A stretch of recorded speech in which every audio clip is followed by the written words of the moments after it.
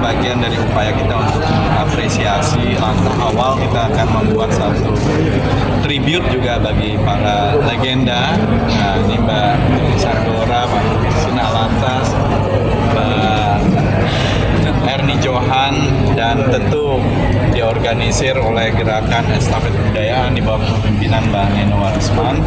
Kita berharap mereka yang menjadi legend di tahun 60-an ini mempunyai, saya kira, banyak memberikan memori dalam perjalanan jutaan orang Indonesia, bahkan di negara-negara tetangga.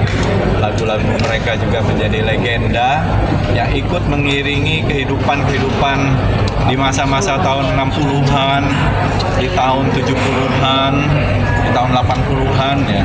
Nanti di Kementerian Kebudayaan kita kerjasama dengan Gerakan Estafet Kebudayaan dan juga teman-teman yang lain. Bagaimana kita menghargai para musisi, penyanyi, dan juga seniman budayawan lain di berbagai bidang untuk memberikan semacam estafetnya kepada yang muda-muda, dan tentu saja kita mengapresiasi mereka dalam berbagai platform nanti gitu ya ke depan, karena pada zamannya saya kira Pak Sina Lantas, Mbak Erni Johan, Mbak Titi Sandora, dan Titi Amza sudah membawa Indonesia, bahkan tidak hanya di Indonesia tapi juga di panggung dunia.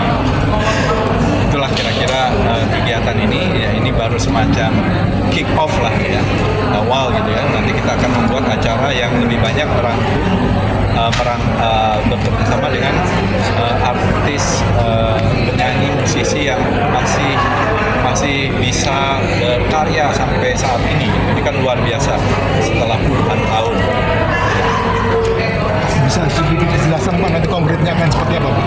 Ya, kita akan membuat satu panggung yang lebih besar ya, dengan tribute ini yang lebih banyak tentu melibatkan yang masih bisa untuk berkiprah memberikan tidak hanya nostalgia tapi sebenarnya value, nilai-nilai, apalagi ketika itu perjuangan seniman budayawan di zaman tahun 60-an kita ekonominya tidak seperti sekarang gitu ya.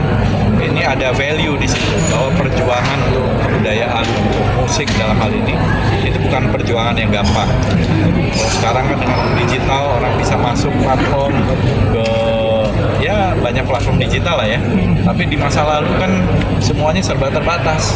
Bahkan masyarakat Indonesia juga mendengarkannya mungkin hanya dari radio, dari piringan hitam, dan juga sangat terbatas. Nah, sekarang mereka masih hadir di tengah-tengah kita, tentu kita harus hargai, apresiasi, dan saya kira perlu juga untuk memberikan mereka bisa memberikan nilai-nilai perjuangan dan pengalaman dari masa lalu itu kepada generasi yang baru. Untuk outputnya apakah konser aja atau ada yang lain, mungkin vinyl kah atau pengarsipan karya-karyanya? Ya, pengarsipan vinyl termasuk, saya kira kita sedang mengerjakan nanti juga semacam ensiklopedi untuk piringan hitam Indonesia, ensiklopedi kaset-kaset musik Indonesia gitu ya, sehingga semuanya terekam, ada datanya, ada database. Nah, itu jumlahnya juga puluhan ribu bahkan, sehingga yang dari waktu ke waktu lagu-lagunya dari para seniman budayawan, dari para musisi ini terekam di dalam satu rekor. Pak, apakah termasuk juga mendistribusikan lagi lagu-lagu para ya, penyanyi? mungkin bisa direspon kan.